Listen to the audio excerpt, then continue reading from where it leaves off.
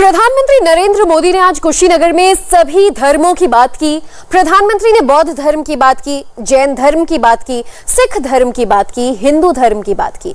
प्रधानमंत्री ने अयोध्या की बात की, काशी की बात की, सारनाथ की भी बात की और कुशीनगर की भी। प्रधानमंत्री एक ऐसा सर्किट बना रहे हैं जिसमें डेवलपमेंट इंपॉर्टेंट है, लेकिन अपने इस मेगा प्रोजेक्ट के लिए प्रधानमंत्री ने कुशीनगर को ही क्यों चुना? इसमें पॉलिटिक्स भी है और हिस्ट्री भी। क्यों कुशीनगर इस मेगा प्रोजेक्ट के लिए अहम है, जानिए हमारी स्पेशल रिपोर्ट में। नमो तस्सै भगवतो अरहतो सम्मा सम्बुद्धस्सै। नमो तस्सै भगवतो अरहतो। म्यांमार, वियतनाम, कंबोडिया, थाईलैंड, लाओ पीडीआर, भूटान और दक्षिण कोरिया के भारत में excellency ambassadors, Sri Lanka, Mongolia, Japan, Singapore, Nepal और अन्य देशों के वरिष्ठ राजनयिक, सभी सम्मानित भिक्षुगण और भगवान बुद्ध के सभी अनुयायी साथियों। कुशीनगर की धरती को प्रधानमंत्री नरेंद्र मोदी ने मध्य एशिया और दक्षिण एशिया के करीब 20 देशों से जोड़ दिया है। बहुत बहुत बधाइयां, शुभकामनाएं। और इस लिंक का माध्यम बने हैं भगवान बुद्ध और कुशीनगर में मौजूद भगवान बुद्ध का परिनिर्वाण स्तूप। दुनिया के नक्शे पर बीते 2400 सालों से ये जगह कुशीनगर बहुत अहमियत रखती है। दुनिया के 20 बौद्ध बहुसंख्यक देशों के लिए कुशीनगर की धरती परम पवित्र है। दुनिया के 53 करोड़ 50 लाख बौद्ध धर्म के अनुयायियों के मन में कुशीनगर को लेकर आस्था है, क्योंकि 2400 सालों पहले कुशीनगर में ही भगवान बुद्ध ने अपने शरीर का त्याग कर निर्वाण प्राप्त किया था। कुशीनगर पूरी दुनिया के धार्मिक पर्यटन के नजरिए से बहुत महत्वपूर्ण है, लेकिन आजादी के बाद लंबे समय तक इस बड़े बौद्ध तीर्थ स्थल को तवज्जो नहीं मिली। साल 1994 में कुशीनगर को जिले का दर्जा मिला।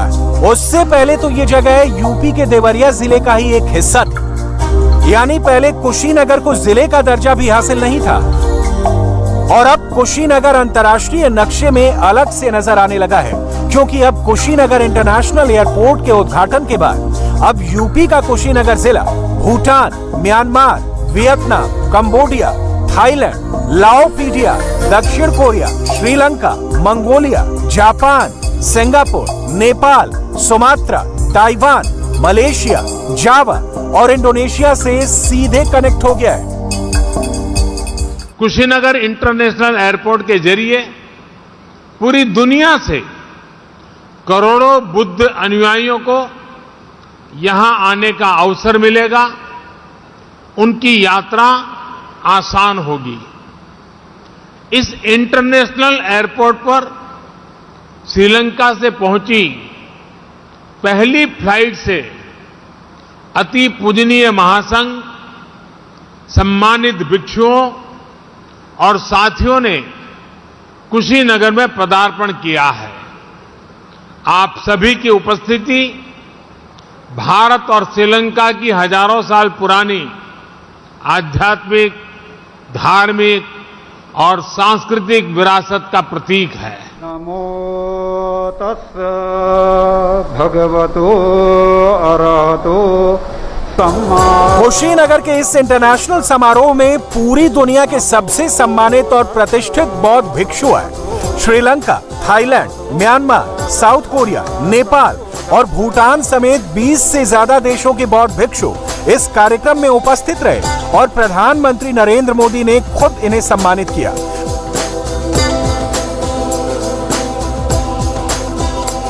आज पूरी दुनिया की नजर भगवान बुद्ध के धातु अवशेषों पर भी थी। बौद्ध स्तूप के शिखर नुमा नजर आ रहे इस चमकदार बॉक्स के अंदर भगवान बुद्ध की अस्थि अवशेष, उनकी राख और जेवर हैं, जिनको राजकुमार सिद्धार्थ से जुड़ा हुआ बताया जाता है। यानी आभूषण जो राजकुमार सिद्धार्थ ने अपने जीवन काल में धारण किए थे।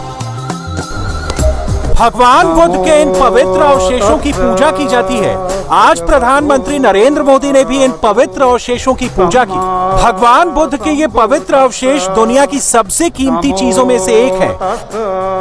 कई इतिहासकारों का ये दावा है कि जब भगवान बुद्ध ने अपने शरीर का त्याग किया, यानी उनकी मृत्यु हुई, तब भगवान बुद्ध के पवित्र अवशेषों पर अधिकार करने के लिए भारत के 7 राज्यों की सेनाएं कुशीनगर पहुंच गई थी। उस वक्त कुशीनगर का नाम कुशीनारा था। भगवान बुद्ध के इन अवशेषों के बंटवारे के लिए 7 राज्यों की सेनाओं ने एक दूसरे के खिलाफ तलवारें उठा ली थी। तब भगवान बुद्ध के शिष्य द्रोण ने इन राजाओं को भगवान बुद्ध की अहिंसा का उपदेश दिया और इन पवित्र अवशेषों को 7 भागों में बांटा। बाद में इन्हीं पवित्र अवशेषों में से कुछ हिस्से थाईलैंड के राजा और म्यांमार के राजा के पास भी भेज दिए गए थे। जब अंग्रेजों का राज था, तब साल 1880 में भगवान बुद्ध के इन अस्थि अवशेषों को भारत से श्रीलंका भेज दिया गया था।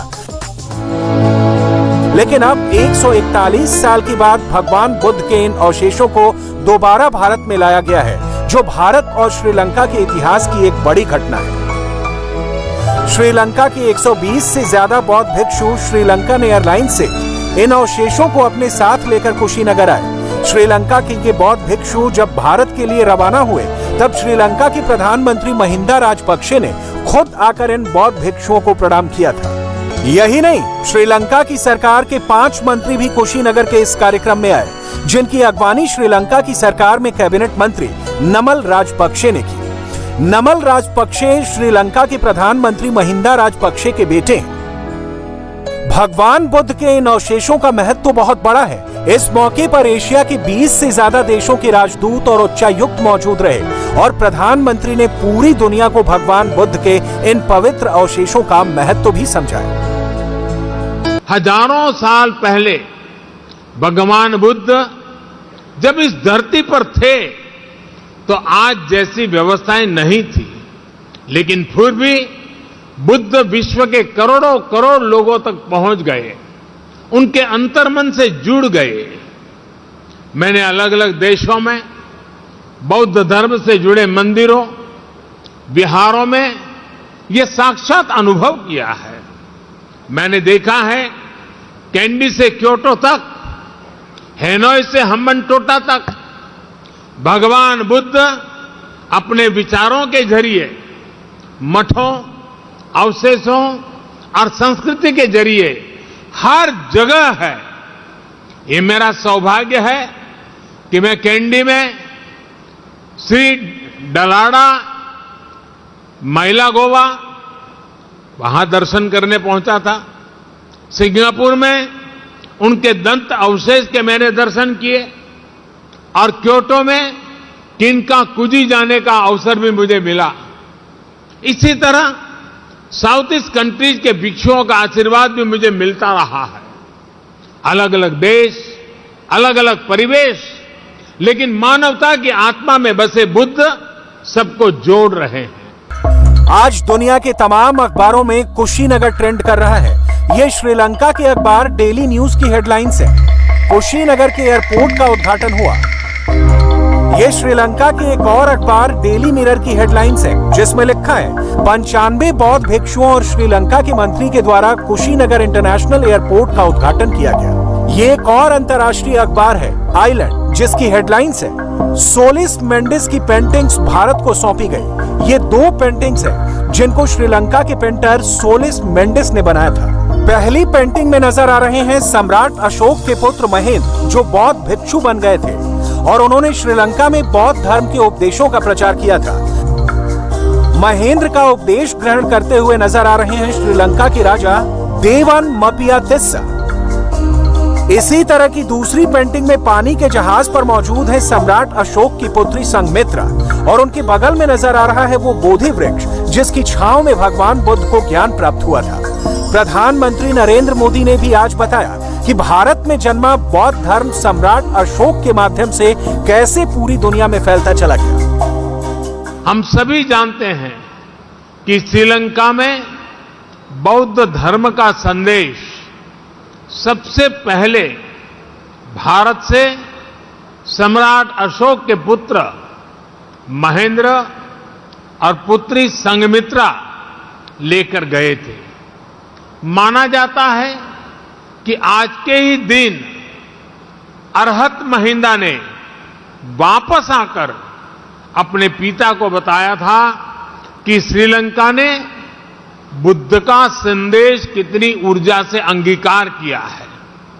इस समाचार ने विश्वास बढ़ाया था कि बुद्ध का संदेश पूरे विश्व के लिए है, बुद्ध का धम्म मानवता के लिए है। इसलिए आज का ये दिन हम सभी देशों के सदियों पुराने सांस्कृतिक संबंधों को नई ऊर्जा देने का भी दिन है। भगवान बुद्ध की ये प्रतिमा और कुशीनगर के परिनिर्वाण स्थल का ये पूरा परिसर ऐतिहासिक और पुरातात्विक नजरिए से बहुत अहम है। एक ब्रिटिश पुरातत्वविद अलेक्जेंडर कनिंघम ने इस जगह की खुदाई की थी। मार्च 1877 में उत्खनन के बाद ये परिनिर्वाण स्तूप और भगवान बुद्ध की प्रतिमा मिली थी। ये प्रतिमा सदियों पुरानी है, इसलिए कई जगहों से टूट गई थी। जब अंग्रेजों ने इसे ढूंढा तब बलुआ पत्थर की बनी इस प्रतिमा को दोबारा ठीक किया गया। माना जाता है कि ये प्रतिमा सदियों से इसी महापरिनिर्वाण मुद्रा में है। इसी प्रतिमा को प्रधानमंत्री नरेंद्र मोदी ने चीवर दान किया। ये बौद्ध धर्म में एक बहुत बड़ी परंपरा होती है जिसमें बौद्ध भिक्षु को अंग वस्त्र पहनाया जाता है, जिसे चीवर कहते हैं। पूरे भारत में भगवान बुद्ध से जुड़े स्तूप पुरातात्विक उत्खनन में मिलते रहे हैं। 1953 में गुजरात में भी बौद्ध धर्म से जुड़े स्थलों की खुदाई हुई थी, जिसमें प्राप्त हुए अवशेषों को भी कुशीनगर लाया गया है, जिसे प्रधानमंत्री ने देखा। इंडिया टीवी हर वक्त हर जगह डाउनलोड करने के लिए सर्च करें India TV news Google play store या ऐप स्टोर पर।